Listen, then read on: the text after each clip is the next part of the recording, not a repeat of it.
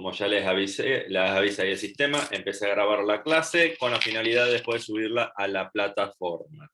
¿Estamos? Bien, tenemos 2 nada más, así que va a ser cortita la pasada de notas. Ahí la asistencia.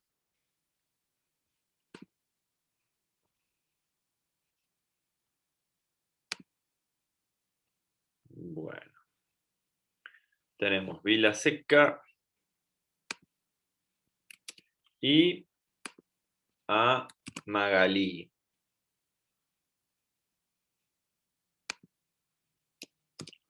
Perfecto, el resto, por ahora, ausente. Ahí vino alguien más.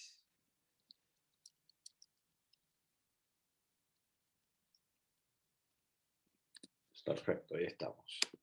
A ver quién vino. Ah, Schulmeister. Bien. Perfecto. Bien. A ver, la cuestión es la siguiente. Habíamos quedado la clase pasada hablando el tema de las acciones y de cómo juegan, este rol juega en la bolsa de valores y cómo esto de las acciones que pueden subir, bajar, no tiene este efecto, digamos, que permite la especulación. ¿Qué era especular? ¿Qué habíamos dicho que era especular? Teorizar era futuro. Sí, bueno, está perfecto lo que vos dijiste, Marcos. Sí, está muy bien. Pero para decirlo en palabras un poquito más simples, tratar de adivinar cómo se va a comportar algo en el futuro, es decir, a largo plazo, obviamente, porque el pasado no es necesario adivinarlo porque ya lo sabemos, ¿no? O supuestamente ya lo sabemos. Entonces, en consecuencia, la idea de la especulación va en torno a este juego de cotización, ¿no?, del valor de las acciones en la bolsa de valores. Obviamente, ¿con qué finalidad nosotros vamos a estar especulando, ¿no?, el valor de las acciones? ¿Con qué finalidad lo vamos a hacer? De salir ganando. ¿Podés repetir que no se te entendió? De salir ganando.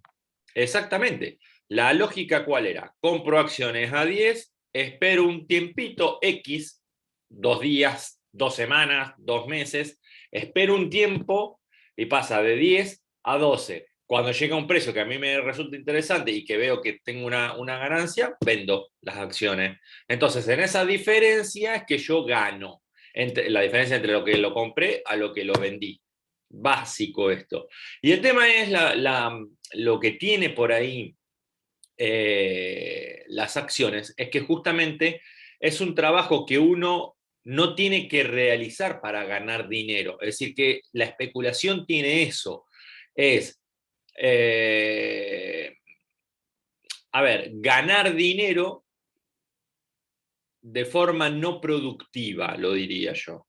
De forma no productiva. Es decir, ¿qué tiene que hacer el dueño de la acción para que aumente o baje? Absolutamente nada. Esperar, nada más. ¿Qué tengo que hacer yo para ganar plata con el dólar? Y fácil, compro dólares a 10, espero que suba su valor y lo vendo a 12.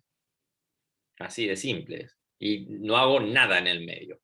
Bueno, por eso yo digo que es una forma no productiva de ganar dinero. Y esto ténganlo muy presente porque justamente tiene un efecto muy adverso, esta especulación, va a tener un efecto muy adverso en el desarrollo de la industria. Paralelamente, es decir, al mismo momento que se estaba dando esto de la especulación, empieza a darse otro fenómeno. ¿Cuál? A partir de 1925, 1926, se empezó a ver, de a poco a ver una suerte de no expansión de la producción industrial. Ejemplo, industrias como los electrodomésticos, industrias como la producción automotriz, la construcción, que es, perdón, nota al pie, la construcción es el primer índice que miran siempre los economistas, porque es el sector más sensible que existe a las pequeñas variaciones económicas. Esto es un análisis que siempre hacen a nivel internacional. Lo primero que se para ante el mínimo cambio económico es la construcción. ¿Por qué, me dirán ustedes? No lo tengo muy en claro el por qué, pero sí sé qué es lo que sucede. Si ustedes quieren saber si algo se está reactivando o si algo se está frenando en la economía, lo primero que tienen que mirar es la construcción. La construcción, para mí, es el indicador primario, es decir, el que primero utilizaría para saber si las cosas están funcionando o no están funcionando. ¿Se entiende esto hasta acá? Si la situación empieza de a poco a torcerse hacia lo negativo, la construcción se corta. Es lo primero que se va a cortar. Van a seguir produciendo autos, van a seguir produciendo electrodomésticos, computadoras, etcétera, etcétera. La gente va a seguir viajando de vacaciones, pero la construcción se frena. ¿Por qué?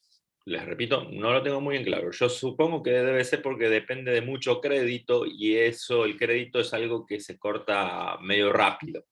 Entonces por ahí es que la construcción tiende a frenarse. Y segundo, la volatilidad en el costo de los materiales también está muy, muy a flor de piel. Eso quiere decir, ¿qué quiero decir yo con volatilidad? Me refiero a esto que suben los precios. Bien, volviendo entonces al tema original. Paralelamente a que se estaba dando la especulación en el juego de la bolsa de valores con las acciones, se está dando un fenómeno que es difícil de entenderlo. ¿Cuál es este fenómeno? De a poco se empieza a notar en el año 25, año 26, 27, 28, ya para el 28 ya se nota y mucho, que cuál es, que las industrias están frenando, no es que dejan de producir las industrias, sino que en realidad están frenando su expansión, es decir, no se van expandiendo en la cantidad de lo que producen. Esto ténganlo muy presente porque todas las industrias se mueven de exactamente la misma manera. ¿Cuál es esto? Que la industria se basa en torno a la expansión de la producción. Necesitan cada vez producir más y producir más. Ahí está basado su éxito. ¿Está? Uno diría, bueno, pero no están vendiendo, no producen 10 y están vendiendo 10. Sí, pero ¿y eso no sería un éxito? Sí, pero en realidad la industria va más allá de eso. Este año se produjo 10, se vendió 10, bueno, el próximo año se tiene que producir 12 y vender 12, y al otro año se tiene que producir 15 y se tiene que vender 15. Entonces, todos los años van en continua expansión. Y esta continua expansión tiene un efecto multiplicador. ¿Cuál es el efecto multiplicador? Claro, que a mayor producción, mayor demanda de materias primas, a mayor demanda de materias primas hay nuevos sectores que tienen que empezar a proveer de estas materias primas, se tiene que contratar mayor mano de obra, se paga más impuestos, bueno, etcétera. Es decir, este es el efecto multiplicador. Es como cuando uno tira una piedra a un charco o a la laguna, por ejemplo, y empieza a generar las ondas y cada vez las ondas son cada vez más grandes, más grandes, más grandes, más grandes, más grandes. Bueno, eso es el efecto multiplicador que tiene la industria. Si justamente lo que yo les estoy diciendo es que no pasó nada de eso, año 25, año 26, 27, 28 ya considerablemente, y ya empezamos a ver otra cosa en el año 28. Empezamos a ver que se empieza a estancar la contratación de mano de obra, empezamos que se empieza a estancar la demanda de nuevas materias primas y este efecto multiplicador se va frenando. Como ustedes bien sabrán, todos los años se incorpora al mercado laboral nueva gente que busca trabajo. ¿Y quién es esta nueva gente? Schulmeister, ¿estás ahí? Te quiero hacer una pregunta. Schulmeister, despertate. Hola, profe. ¿Cómo le va? ¿Todo bien? Bueno, me alegra. Schulmeister, Sí. le hago una pregunta. Usted que sabe mucho. Todos los años se incorpora nueva gente al mercado laboral. Bien. ¿Quién es esta nueva gente? No te estoy pidiendo nombre y apellido, Schulmeister, porque obviamente eso no lo vamos a ver nunca. Te estoy preguntando de dónde viene esta gente.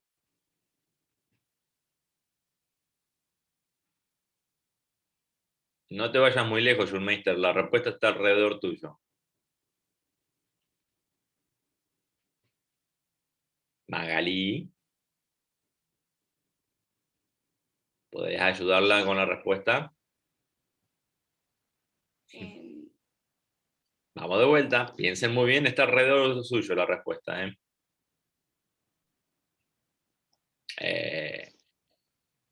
Los argentinos, nosotros, no sé.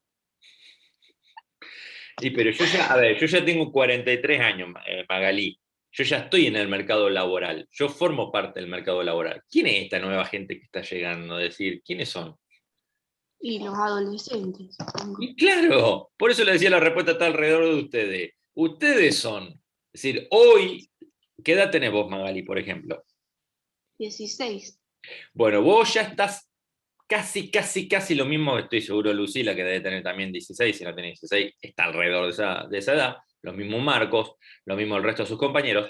La realidad es que ustedes dentro de poquito van a formar parte, a partir de los 18 años, forman parte de lo que se conoce como el mercado laboral. Todos los años hay gente que está cumpliendo 18 y gente que está entrando al mercado laboral. Como también es cierto, Pero yo ya estoy trabajando, profe. no me te puedo creer. ¿En la construcción también? No. ¿Estás llevando bolsas de cemento? Igual. No. ¿En qué estás trabajando, Magalí? Y ahí ayuda a nene con la historia de la escuela. Muy bien, muy bien. Y le explicarás todo eso que te explica Smitarello, es decir, ahí empezás a explicar de la bolsa de valores. Me acuerdo de usted, sí. Sí. Me acuerdo. Bien. Sí, todos los años está entrando gente al mercado laboral. Entonces, esta gente en algún lado hay que enchufarla también. ¿Se entiende? Enchufarla en el sentido de que tiene que conseguir trabajo.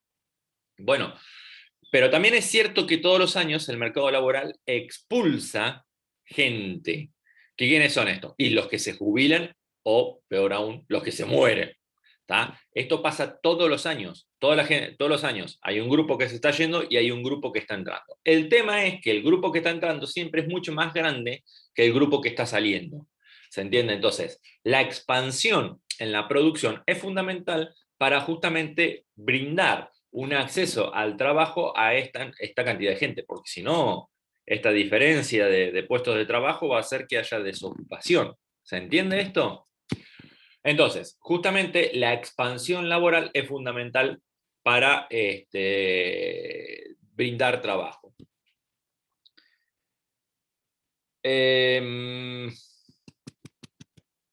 Bien, entonces, ¿qué es lo que yo trato de decir con esto? Que a partir del año 26, 27, la expansión se estancó y es más, hacia el año 28, de a poco esta expansión empezó a caer. ¿Por qué se está dando esto? Y por un fenómeno muy central. A ver, tenemos justamente una situación donde se está dando la especulación, ¿está? Y esta especulación es invertir dinero en la bolsa. Entonces, ¿qué están haciendo muchos industriales? Y muy simple, en vez de poner este dinero a la producción para comprar más máquinas, para comprar más materia prima, para contratar gente, ¿qué hace el empresario? Empieza a apostar también a este juego de las acciones. Entonces, empieza a destinar recursos de la empresa para comprar acciones de otras empresas. ¿Se entiende? Entonces, justamente, en vez de reinvertir este dinero en ampliar la empresa, lo que está haciendo es jugar a la especulación. ¿Y por qué está jugando a la especulación? Y porque le está dando dinero sin tener que hacer absolutamente nada. No tiene que renegar con proveedores, no tiene que renegar con empleados, no tiene que renegar con las máquinas que se rompen. Las acciones son papelitos que pueden subir su valor o puede bajar su valor. Lo más que seguro es que suba su valor durante este periodo. Entonces, lo que nosotros vemos es que los empresarios están sacando una pata de la producción y la están poniendo en la especulación. Esto peor todavía le hizo. ¿Por qué? Porque el valor de las acciones empieza a retroalimentarse y empezar a subir su valor. ¿Se entiende? Es como, a ver, dame un segundito que voy a mostrarles algo. Clases proyector. Ahí estamos, quinto, que esto lo estuve mostrando el otro día. ¿Es esta? Sí, es esta. No es la que yo quería mostrar puntualmente, pero vamos a usarla, no importa. Dame un segundito, ¿eh? No se vayan, ¿eh? Tampoco se duerma, Schulmeister, me imagino que estará despierto, ¿no? Somos fieles, Mitarello. Sí, somos fieles, me dice. ¿A cuántos profesores le dirás lo mismo? Mirá, ¿a cuántos? Bueno, esto es una gráfica No que... me uno a ninguna clase, la única que me interesa es la historia, ¿puedes creer? Oh, mira, cómo te gusta endulzar el oído, cómo te gusta. Bueno, chiquitos, acá tenemos una gráfica que abajo muestra el eje X, muestra los años, y en el XY muestra un número de referencia de valor. Y lo que nosotros vemos que con el pasar de los años, como que el valor de las acciones empieza a dispararse de una forma impresionante. Si ustedes se fijan, partimos acá de 90 prácticamente, y llegamos a un valor máximo de 2.10 en cuestión de 4 o 5 años. Esto es un incremento impresionante del valor de las acciones. Tengan en cuenta justamente esto que yo les digo. Si ustedes miran, es un alza vertical práctica, no es literalmente línea recta. Esta es como la línea roja es una muestra de tendencia. La línea negra fue la evolución real que tuvo el valor de las acciones. Y la realidad es que es eso. Lo que nosotros notamos considerablemente es que las acciones tuvieron un incremento en su valor de forma ininterrumpida durante 4 o 5 años. Por supuesto que tenía pequeños baches en el camino, ¿no? Estos baches son propios de la evolución de la cotización de todas las acciones en general. ¿Me siguen hasta acá esto?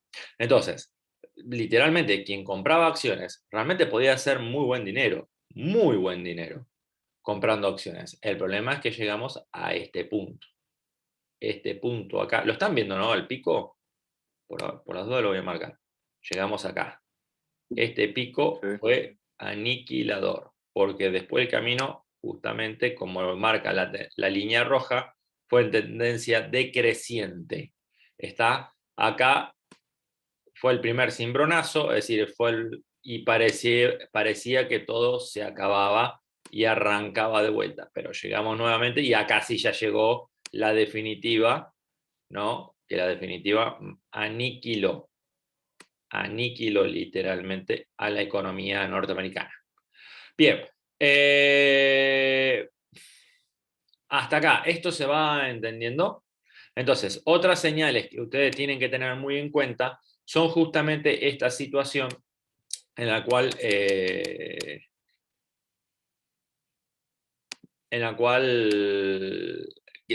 cómo fue evolucionando la industria de los autos, la industria de la construcción, electrodoméstico, etcétera, etcétera, con el tema de la evolución de su producción. Básicamente que dejó de expandirse y enfocarse en la producción.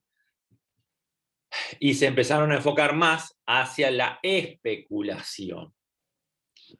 ¿Queda en claro esto que acabo de decir? No quiero escuchar respuestas que me digan no porque dejaron de producir y se enfocaron en la compra de acciones. No, yo no dije eso. Yo dije, la producción siguió, pero no se expandió. Y es más, hacia 1928 un poco tendió a decrecer. Esto significa, en la práctica, despidos. En la práctica significó despidos. ¿Estamos? Pero no fueron despidos masivos, fueron despidos más puntuales. ¿Se entiende? Entonces se empieza... Y esto hay algo que existe en Estados Unidos que acá no existe, por ejemplo, que es te recortan las horas de trabajo. Ustedes dirán, ¿qué es recortar las horas de trabajo? Claro, en vez de trabajar 8 horas diarias, capaz que trabajan 4. Eso es muy normal en Estados Unidos. No te despiden porque seguís con una suerte de medio trabajo, pero en la práctica perdiste medio trabajo. Y en consecuencia, perder medio trabajo significa que te pagan menos, sí, porque esa es la finalidad con la cual hacen eso. ¿Se entiende? Eso en Estados Unidos es muy normal. Entonces, quizás no había propiamente dicho despidos porque no lo echaban totalmente, pero quizás le reducían las horas de trabajo. Eso es algo que empezó a pasar mucho ya hacia 1928, 1927, 1928 empezó a pasar mucho eso. ¿Pero por qué le sacaban horas de trabajo? Y por una sencilla razón. El empresario decidía destinar todo ese dinero a la compra de acciones, por ejemplo. ¿Se entiende esto? ¿Queda claro lo que estoy diciendo? Sí, que hubo Sí, un profe. recorte. Sí, profe. Bien. ¿Qué decías, Marcos? Digo que hubo un recorte por esa época. Pero hubo un recorte en función de la especulación. Es decir, si ustedes miraban en realidad los indicadores de 1928, en realidad la economía funcionaba perfecta, no estaba funcionando mal. Y si funcionaba perfecta, ¿por qué estaba dándose esta situación de gente que iba perdiendo trabajo? Bueno, a ver, hoy que es el mejor momento económico de los Estados Unidos, hoy que es el mejor momento económico de los Estados Unidos, a pesar con pandemia y todo, la realidad es que despidos sigue habiendo, siempre hay despidos. Está bien, el tema es, no importa que haya despidos, el tema es que haya más creación de empleo de lo que hay de despidos, porque si hay mayor creación de empleo, esto significa que a esta persona que echaron del negocio del frente, porque vaya a saber por qué cerró, lo que tiene que hacer la persona es cruzarse a la vereda de enfrente y conseguir el nuevo trabajo, el nuevo puesto de trabajo. ¿Se entiende? Entonces, no es un problema perder el trabajo en Estados Unidos. ¿Por qué? Porque rápidamente lo volvés a encontrar. Rápidamente, entre comillas. No es que a las horas ya tenés un nuevo trabajo. Pero capaz que pasan unos días y conseguís trabajo. Y yo sé que esto es así. Por eso lo que pasa es que es muy diferente en una realidad como la nuestra. Acá no pasan días hasta que vos conseguís un nuevo trabajo. Acá te puede pasar 1 año, 2 años sin conseguir trabajo. ¿Se entiende? Entonces, por eso es que es tan importante conseguir trabajo siempre y es una cuestión importante. O sea, acá te despiden, es el tema.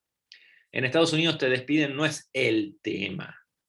Porque allá la reinserción laboral es increíblemente rápido comparado con nosotros. ¿Se entiende esto? Bueno, los estoy mareando chiquitos. O sea, ¿hablo mucho? No, se entiende. Como de costumbre, pero se entiende. Gracias. Eso es lo que a mí me gusta escuchar. Muy bien. Como me nos llena la cabeza, nos explota la cabeza. Mucha Bueno, información para procesar, recién me levanto. sí. Bueno, pero justamente que recién te levantas, tenés la cabeza vacía, entra más información, teóricamente. ¿O no Claro, es así? claro. Las piensa todas usted, Mitarel. Y bueno, sí, no es mi primer día en clase, sí. Bueno, a ver, mi chiquito. Me encanta la sinceridad. Deme un segundito que estoy buscando a ver las consignas. Esto respondería. Todas estas clases que tuvimos. Perdón, ¿qué dijeron? Yo hablo todo el día boludeces y me olvido que usted graba la clase. Se te escucha muy bajito, Magali. Ah, puede ser que estaba tapando el micrófono. Ah, y ahora sí, ahora se te escuchó perfecto. Bien, pero más o menos se entendió lo que quisiste decir, no te hagas drama. Sé que no es necesario que lo repitas. Bien, con esto en realidad, pero la pucha, che, que no encuentro la consigna, me confundo. Acá está. Acá la encontré.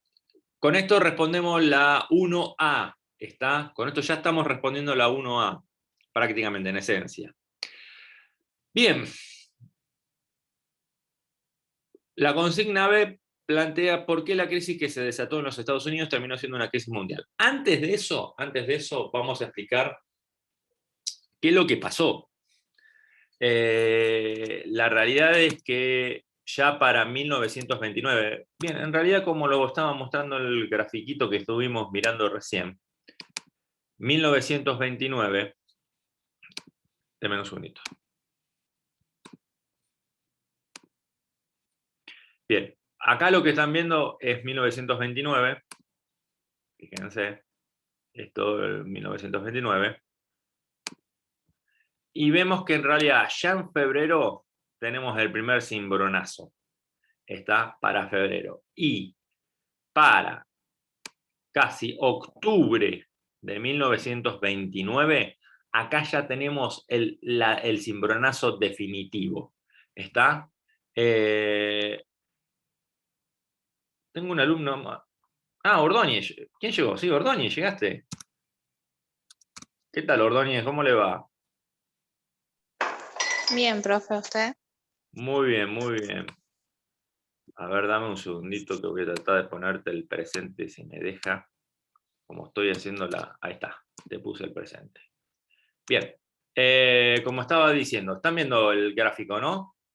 De este gráfico de las líneas. Bien, respondan de a uno, porque si no, no entiendo todos a la vez. Sí, lo estamos viendo, profe. Sí, deje de joder, ya lo estamos viendo. Bueno, este fue el primer cimbronazo. Bueno, en realidad lo que pasó es muy simple. Si ustedes miran bien el gráfico, observaremos, dame un segundito que voy a borrar esas líneas verdes. Vamos a observar en realidad que acá,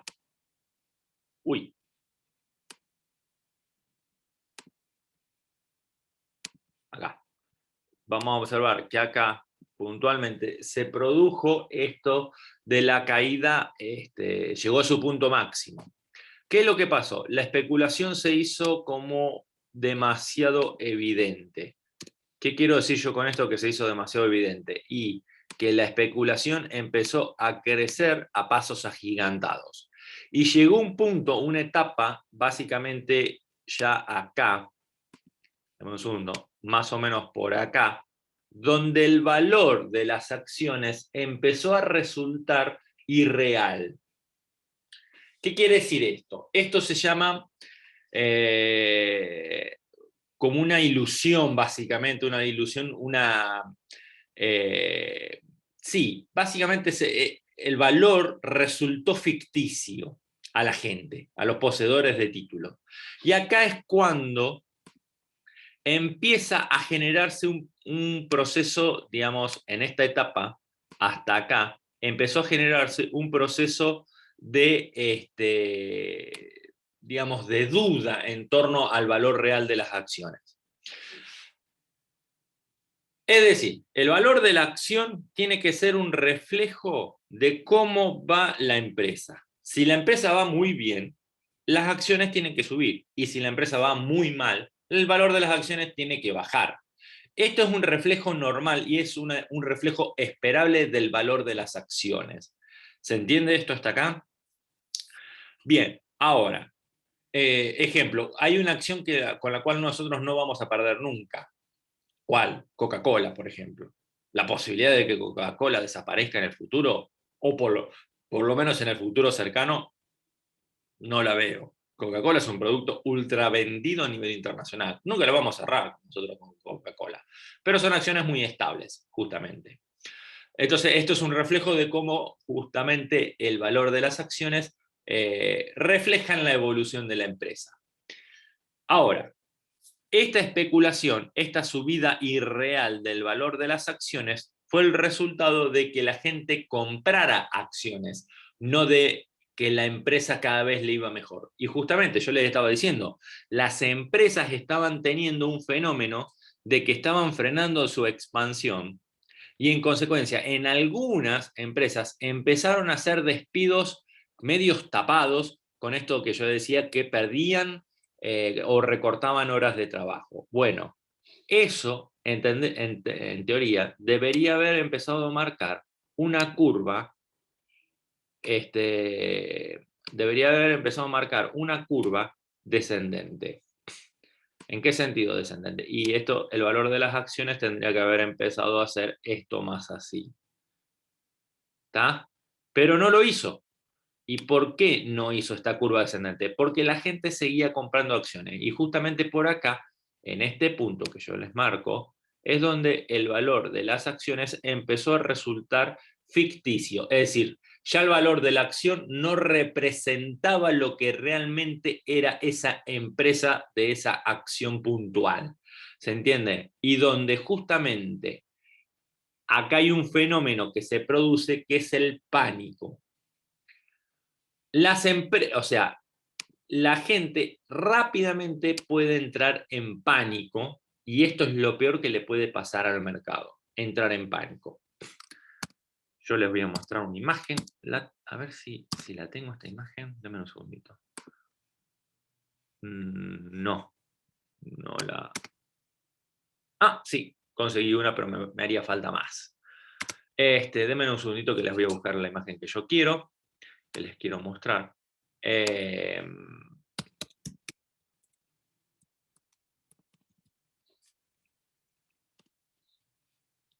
Acá está. Esta es una de las imágenes más icónicas. ¿Dónde está el modo? Acá está. Les voy a mostrar. Bueno, esto que ustedes están viendo acá, esta imagen, esta es una imagen de esa mañana del lunes de febrero de 1929. Está. Acá esto es justamente una imagen, estas son las puertas de Wall Street prácticamente, todo esto acá. La gente se juntó de forma masiva en Wall Street. Wall Street es donde puntualmente se da la bolsa de valores, y se produjo justamente una aglomeración de gente. Y fíjense acá, y este fue el peor todavía, que acá se produjo un jueves, un viernes. Y ustedes miran, ¿y por qué es importante saber eso? Que fue un viernes. Porque justamente el problema es que la bolsa de valores no funciona sábado y domingo. Entonces, como no funciona sábado y domingo, la gente no puede ni comprar acciones ni vender acciones. Y tuvieron esos 2 días, sábado y domingo, para esperar que abra la bolsa de valores el lunes. Se pueden imaginar, si el viernes terminó la bolsa cayendo debido a este jueves negro, la gente que no pudo salir a vender las acciones porque no las pudo vender el jueves y el viernes, que acá dice el jueves negro, se pueden imaginar cómo quedaron ese fin de semana. Quedaron completamente en pánico. ¿Y en pánico por qué? Y porque perdían el valor de sus acciones. Entonces estaban perdiendo mucha plata. Entonces acá hubo empresas, hubo bancos, hubo pequeños ahorristas que salieron a vender sus acciones de forma compulsiva. Y el problema está que todos salieron a vender, pero nadie quería comprar. Entonces, ¿qué es lo que pasó? Y pasó lo que mostraba la curva. De golpe y porrazo la curva hace una curva descendente muy agresiva. ¿Está? ¿Esto por qué? Y por una cuestión muy simple, porque todo el mundo quería vender y nadie quería comprar. ¿Y qué fenómeno, qué efecto trae eso? Y muy simple, si el valor de la acción se percibía irreal, completamente el valor de la acción empezó a caer considerablemente. Y acá hay una cosa que nosotros tenemos que tener en cuenta. Empresarios que tenían puesto gran parte de su dinero en acciones, de golpe y porrazo, estas acciones le valían polvo, literalmente, no valían nada. Entonces, todo el dinero que habían puesto se evaporó. Y acá no solamente había empresarios apostando a la bolsa, también había otro sector que fue central, este sector, y que, bueno, nada, terminó haciendo desastre. ¿Cuál fue este otro sector? Y muy simple, fue los bancos. Los bancos habían puesto dinero del banco en comprar acciones. Claro, durante todos estos años había sido fantástico, había sido un negocio redondo, y de golpe y porrazo, este dinero que habían tomado de la gente que fue a depositar, lo transformaron en polvo, literalmente. Entonces, muchísimos bancos desaparecieron y los ahorros de la gente se esfumaron, se evaporaron en el aire. Y recuperaron los ahorros, no, nunca más en su vida. Entonces, gente también se vio metido en la miseria literalmente. Esto fue algo muy, muy normal. Es por eso que se produjeron durante estos días, se produjeron muchos suicidios. La gente, viendo que se habían arruinado en cuestión de horas, se tiraban de los edificios altos de acá de Nueva York. Pasó eso, digamos, el pánico llegó a esos extremos. Muchísima gente se suicidó. ¿Está? Bien, chiquitos, hasta acá nomás les voy a explicar porque como me dijo Magalí, la cabeza les explota de información, si no. ¿Tienen alguna pregunta para hacerme? No, entendí todo. ¿Sí? ¿Tan buen profesor soy? No sé, pero habla mucho y yo entiendo. Habla demasiado. Katy, Sí, profe, entendí. segura, ¿no? Sí, profe. Bien. Vos, Marco, también, ¿no? Sí, pero, o sea que la funeraria en esa época le fue muy bien, ¿no?